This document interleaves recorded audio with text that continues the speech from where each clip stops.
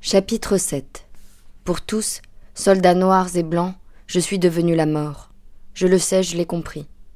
Qu'ils soient soldats toubab ou soldats chocolat comme moi, ils pensent que je suis un sorcier, un dévoreur du dedans des gens, un dème. Que je le suis depuis toujours, mais que la guerre l'a révélé. La rumeur toute nue a prétendu que j'avais mangé le dedans de Madame Badiop, mon plus que frère, avant même sa mort. La rumeur effrontée a dit qu'il fallait se méfier de moi. La rumeur fait salaire a dit que je dévorais le dedans des ennemis d'en face, mais aussi le dedans des amis.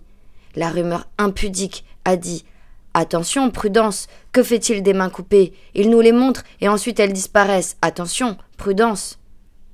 Par la vérité de Dieu, j'ai vu, moi, Alpha Ndiaye, dernier fils du vieil homme, j'ai vu la rumeur me courir après, demi-nue et hontée, comme une fille de mauvaise vie.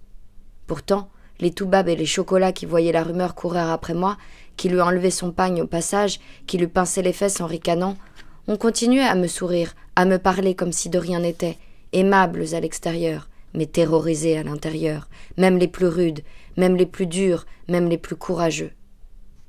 Quand le capitaine s'apprêtait à siffler la sortie du ventre de la terre pour qu'on se jette comme des sauvages, fous temporaires, sous les petites graines de fer ennemies qui se foutent de nos hurlements, plus personne ne voulait se placer à côté de moi. Plus personne n'osait me coudoyer dans le fracas de la guerre au sortir des entrailles chaudes de la terre. Plus personne n'a supporté de tomber sous les balles d'en face, près de moi. Par la vérité de Dieu, je suis resté seul dans la guerre. C'est ainsi que les mains ennemies, après la 4e, m'ont valu la solitude. La solitude au milieu des sourires, des clins d'œil, des encouragements de mes camarades soldats noirs ou blancs. Par la vérité de Dieu, ils ne souhaitaient pas s'attirer le mauvais œil du soldat sorcier, la poisse du copain de la mort. Je le sais, je l'ai compris. Ils ne pensent pas beaucoup, mais il est certain qu'ils pensent que toute chose est double. Je l'ai lu dans leurs yeux. Ils pensent que les dévoreurs du dedans des hommes sont bons quand ils se contentent de dévorer le dedans des ennemis, mais les dévoreurs d'âmes ne sont pas bons quand ils mangent le dedans des amis de la guerre. Avec les soldats sorciers, on ne sait jamais. Ils pensent qu'il faut être très, très prudent avec les soldats sorciers, les ménager, leur sourire, leur parler de choses et d'autres gentiment, mais de loin, ne jamais les approcher, les toucher, les frôler, sinon c'est la mort assurée, sinon c'est la fin. C'est pourquoi, depuis quelques mains, quand le capitaine Armand sifflait l'attaque, il se plaçait à 10 grands pas de part et d'autre de moi.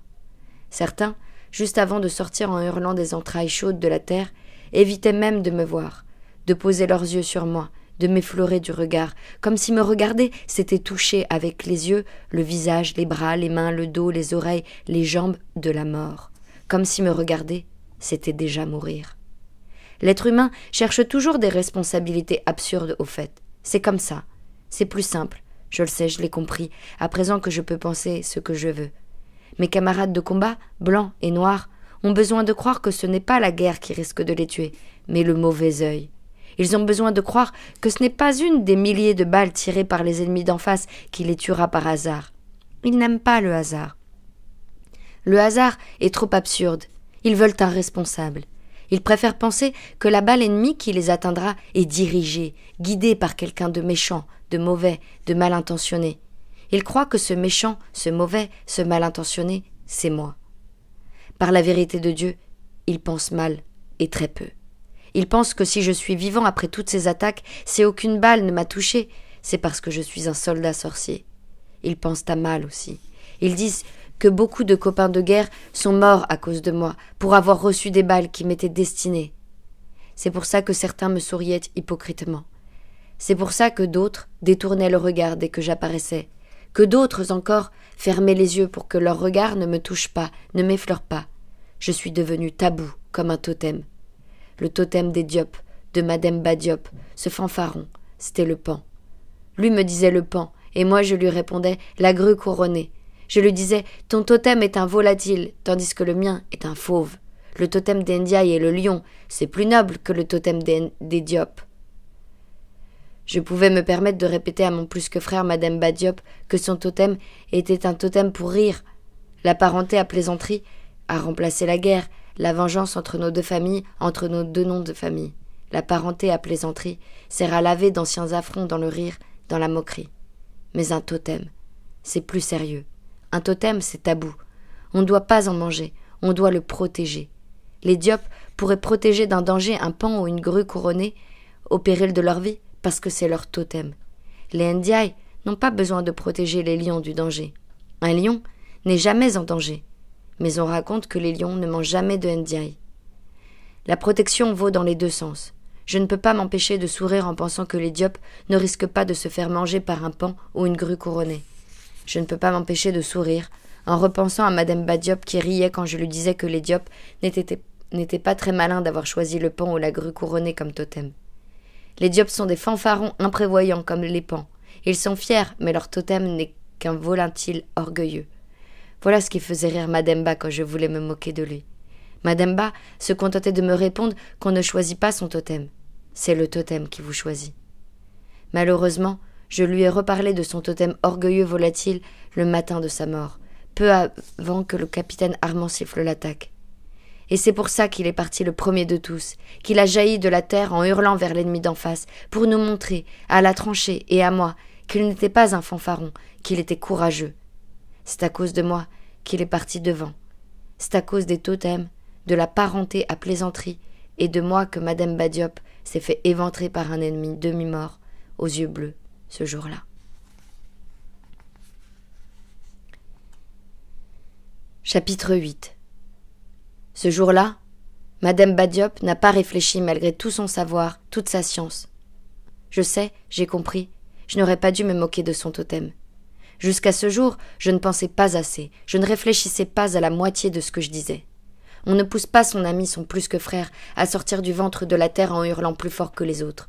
On n'entraîne pas son plus que frère à la folie temporaire dans un endroit où une grue couronnée ne pourrait pas survivre un seul instant.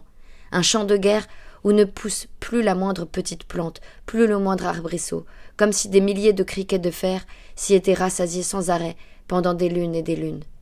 Un champ ensemencé de millions de petits grains de guerre métalliques qui ne donnent rien. Un champ de bataille balafré, façonné par des carnivores. Maintenant voilà. Depuis que j'ai décidé de penser par moi-même, de ne rien m'interdire en matière de pensée, j'ai compris que ce n'est pas l'ennemi d'en face aux yeux bleus qui a tué Mademba. C'est moi. Je sais, j'ai compris pourquoi je n'ai pas achevé Madame Badiop quand il me suppliait de le faire. On ne peut pas tuer un homme 2 fois, devait me murmurer mon esprit à voix très, très basse. Tu as déjà tué ton ami d'enfance, devait-il me chuchoter, quand tu t'es moqué de son totem un jour de bataille et qu'il s'est jeté le premier hors du ventre de la terre. Attends un peu, devait me chuchoter mon esprit à voix très, très basse. Attends un peu. Tout à l'heure, quand Madame Ba sera morte sans que tu l'y aides, tu comprendras. Tu comprendras que tu ne l'as pas achevé alors qu'il te le demandait, pour ne pas avoir à te reprocher d'avoir fini le sale travail commencé. Attends un peu, devait me chuchoter mon esprit. Tout à l'heure, tu comprendras que tu as été l'ennemi aux yeux bleus de Madame Badiop. Tu l'as tué par tes paroles, tu l'as éventré par tes paroles, tu lui as dévoré le dedans du corps par tes paroles. De là à penser que je suis indemne, un dévoreur d'âme, il n'y a presque pas d'écart de chemin. Comme je pense tout ce que bon me semble désormais, je peux tout m'avouer à moi-même dans le secret de mon esprit. Oui, je me suis dit que je devais être indemne, un mangeur du dedans des gens. Mais je me suis dit, aussitôt après l'avoir pensé, que je ne pouvais pas croire une chose pareille, que ce n'était pas possible. Là, ce n'était pas moi qui pensais vraiment. J'avais laissé la porte de mon esprit ouverte à d'autres pensées que je prenais pour les miennes. Je ne m'écoutais plus penser, mais j'écoutais les autres qui avaient peur de moi. Il faut faire attention, quand on se pense libre de penser ce qu'on veut, de ne pas laisser passer en cachette la pensée déguisée des autres, la pensée maquillée du père et de la mère, la pensée grimée du grand-père, la pensée dissimulée du frère ou de la sœur, des amis, voire des ennemis. Donc je ne suis pas indemne, un dévoreur d'âme. Ça, ce sont ceux qui ont peur de moi qui le pensent. Je ne suis pas non plus un sauvage. Ça, ce sont mes chefs Toubab et mes ennemis aux yeux bleus qui le pensent. La pensée qui m'est propre, la pensée qui m'appartient, et que mes moqueries, mes paroles blessantes sur son totem sont la cause véritable de la mort de Mademba. C'est à cause de ma grande bouche qu'il a jailli hurlant du ventre de la terre pour me montrer que je savais déjà qu'il était courageux. La question est de savoir pourquoi j'ai ri du totem de mon plus que frère. La question est de savoir pourquoi mon esprit a fait éclore des paroles aussi blessantes que les mâchoires d'un criquet de fer un jour d'attaque. Pourtant, j'aimais Mademba, mon plus que frère. Par la vérité de Dieu, je l'aimais vraiment. J'avais tellement peur qu'il meure. Je souhaitais tellement que nous rentrions tous les deux sains et saufs à Gandiol. J'étais prêt à tout pour qu'il reste en vie. Je le suivais partout sur le champ de bataille.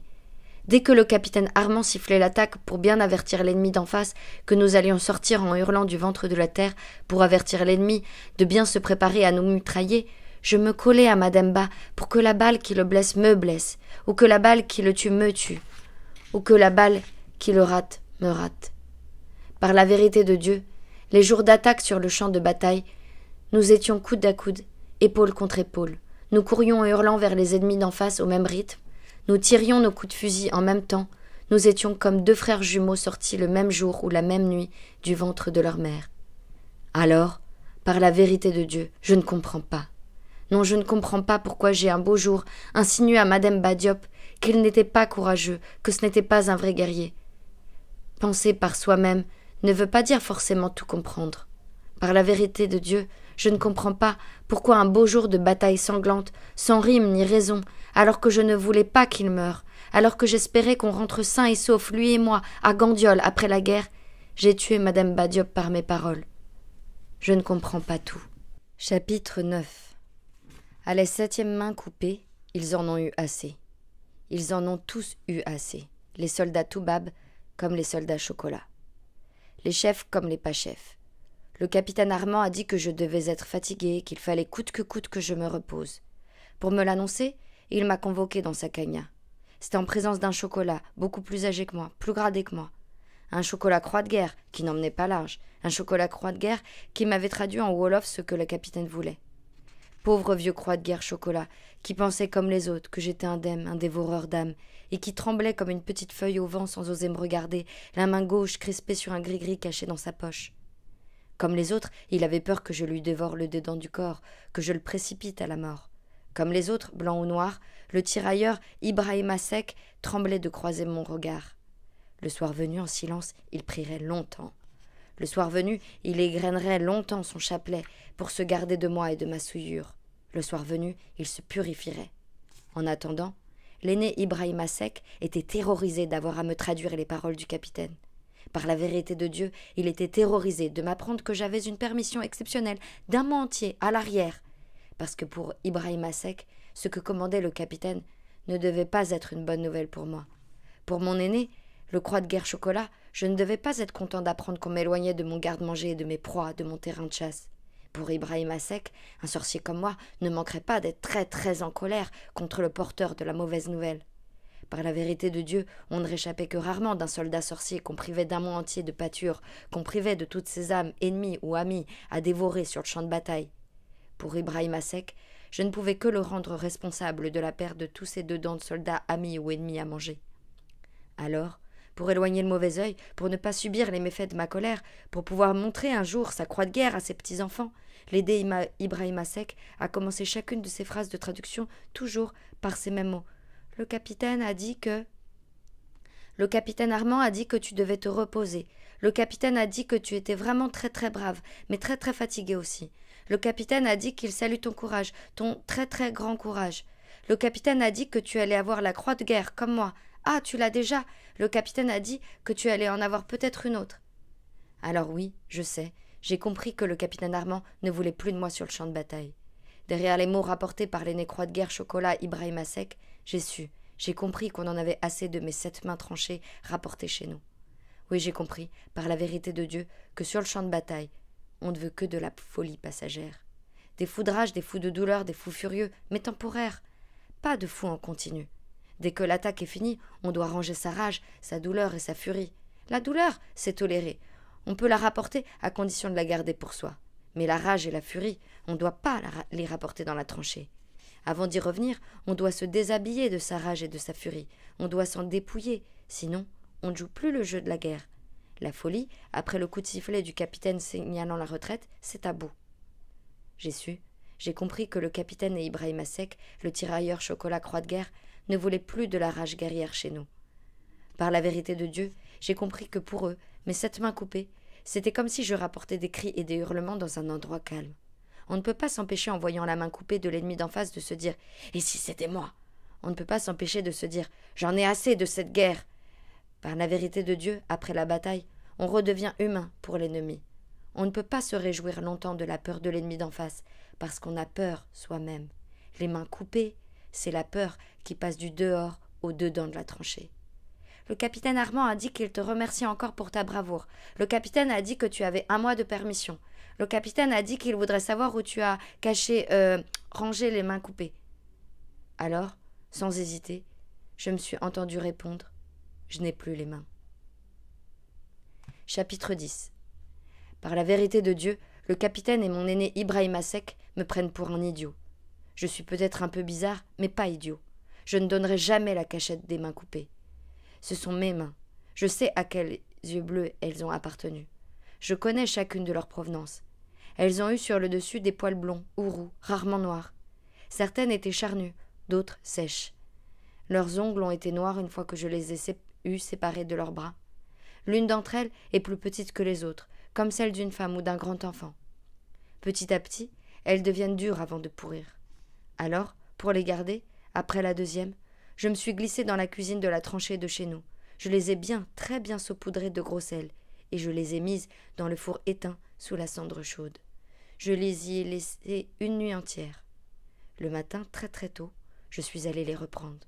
Puis le lendemain, je les ai remises au même endroit, après les avoir ressalées, et ainsi de suite, jusqu'à ce qu'elles deviennent comme du poisson séché. J'ai séché les mains des yeux bleus, un peu comme on fait sécher chez moi le poisson qu'on veut garder longtemps. Maintenant, mes 7 mains, sur les 8 il m'en manque une à cause des plaisanteries de Jean-Baptiste, maintenant mes 7 mains ont perdu leurs caractéristiques. Elles sont toutes pareilles. Elles sont tannées et luisantes comme du cuir de dromadaire. Elles n'ont plus leurs poils blonds, roux ou noirs. Par la vérité de Dieu, elles n'ont plus de taches de rousseur ou de grains de beauté. Elles sont toutes d'un brun foncé. Elles se sont momifiées. Leur chair séchée n'a plus aucune chance de pourrir. Presque personne ne pourra les repérer à l'odeur, sauf les rats. Elles sont en lieu sûr. J'ai pensé que je n'en avais plus que 7 parce que mon copain Jean-Baptiste le facétieux, le plaisantin, m'en a volé une. Je l'ai laissé faire parce que c'était ma première main coupée et qu'elle commençait à pourrir. Je ne savais pas encore quoi en faire. Je n'avais pas encore eu l'idée de les sécher comme les femmes des pêcheurs de Gandiol le font du poisson. À Gandiol, on fait sécher le poisson du fleuve ou de la mer au soleil et à la fumée après l'avoir très bien salé. Ici, il n'y a pas de vrai soleil. Il n'y a qu'un soleil froid qui ne sèche rien. La boue reste de la boue. Le sang ne sèche pas. Nos uniformes ne sèchent qu'au feu. C'est pour ça qu'on fait du feu. Pas seulement pour essayer de nous réchauffer, surtout pour essayer de nous sécher. Mais nos feux sont minuscules dans la tranchée. Interdiction de faire de grands feux, a dit le capitaine. Parce qu'il n'y a pas de fumée sans feu, a dit le capitaine. Les ennemis d'en face, dès qu'ils voient s'échapper une fumée de chez nous, dès qu'ils s'aperçoivent la moindre petite fumée, même celle des cigarettes, quand ils ont de bons yeux bleus perçants, ils ajustent leur batterie et nous bombardent. Comme nous, l'ennemi d'en face bombarde au hasard dans la tranchée. Comme nous, l'ennemi envoie une salve au hasard, même les jours de trêve quand il n'y a pas d'attaque.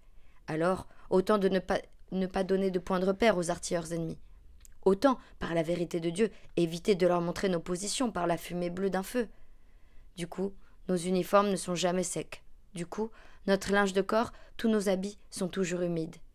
Alors, on essaie de faire de petits feux, sans fumer. On oriente le conduit du four de la cuisine vers l'arrière. Alors, par la vérité de Dieu, on essaie d'être plus malin que les ennemis aux yeux bleus perçants. Le four de la cuisine était donc le seul endroit où je pouvais faire sécher les mains. Par la vérité de Dieu, je les ai toutes sauvées, même la deuxième et la troisième, qui étaient déjà assez avancées. Au début, mes copains de la tranchée étaient si contents que je leur rapporte des mains ennemies qu'ils les ont même touchées. De la première à la troisième, ils ont osé les toucher. Certains même ont craché dessus en rigolant. Dès mon retour dans le ventre de la terre avec ma deuxième main ennemie, mon copain Jean-Baptiste a fouillé dans mes affaires. Il a volé ma première main, et je l'ai laissé faire parce qu'elle commençait à pourrir et à attirer les rats. Je n'ai jamais aimé la première main, elle n'était pas belle. Elle avait sur le dos de longs poils roux, et je l'avais mal tranchée. Je l'avais mal séparée du bras parce que je n'avais pas encore l'habitude. Par la vérité de Dieu, mon coupe-coupe n'était pas assez bien aiguisé à cette époque. Puis, l'expérience aidant, je suis arrivée dès la quatrième main à les séparer du bras ennemi d'un seul coup très sec, du tranchant de mon coupe-coupe que je passais des heures à aiguiser avant les attaques sifflées du capitaine. Donc mon copain Jean-Baptiste est allé fouiller dans mes affaires pour voler la première main ennemie que je n'aimais pas. Jean-Baptiste a été mon seul vrai copain blanc de la tranchée. C'est le seul toubab qui est venu vers moi après la mort de Madame Badiop pour me consoler. Les autres m'ont tapé sur l'épaule. Les chocolats ont récité les prières rituelles avant qu'on emporte vers l'arrière le corps de Madame Ba. Les soldats chocolats ne m'en ont plus reparlé, parce que pour eux, Madame Ba était un mort parmi tous les autres. Eux aussi avaient perdu comme moi des amis plus que frères. Eux aussi pleuraient leur mort dans leur intérieur. Seul Jean-Baptiste a fait plus que me taper sur l'épaule quand j'ai rapporté le corps éventré de Madame Badiop dans la tranchée. Jean-Baptiste, avec sa tête ronde et ses yeux bleus à fleur de tête, s'est occupé de moi. Jean-Baptiste, avec sa petite taille et ses petites mains, m'a aidé à laver mon linge. Jean-Baptiste m'a donné du tabac. Jean-Baptiste a partagé son pain avec moi. Jean-Baptiste a partagé son rire avec moi. Alors, quand Jean-Baptiste a fouillé dans mes affaires pour me voler la première main ennemie, je l'ai laissé faire. Jean-Baptiste a beaucoup joué avec cette main coupée. Jean-Baptiste a beaucoup ri avec cette main ennemie qui commençait à pourrir. Dès le lendemain où il me l'a volée, dès le petit déjeuner, alors que nous étions tous mal réveillés, il nous a serré la main les uns après les autres, et quand il a eu salué tout le monde, on a compris qu'il nous avait tendu la main coupée de l'ennemi plutôt que la sienne cachée dans la manche de son uniforme.